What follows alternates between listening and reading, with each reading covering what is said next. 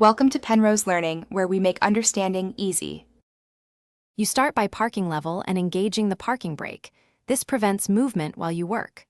Remove the trunk liner or the plastic access panel behind the taillight assembly so you can reach the lamp housing.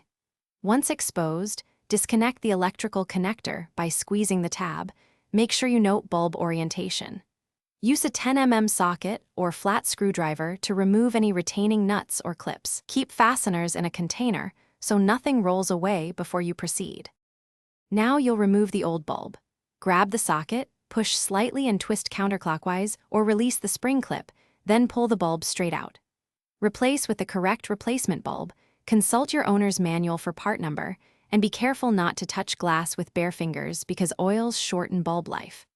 Insert the new bulb into the socket until it seats firmly, then reinsert and twist or clip the socket back into the housing. Make sure the connector snaps back into place before moving on.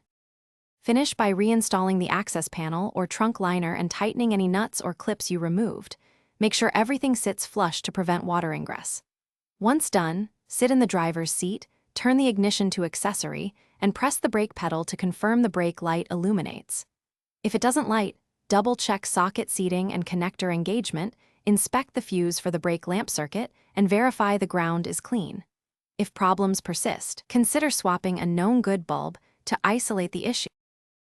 Thanks for watching. If this was helpful, leave a like and consider subscribing. See you next time.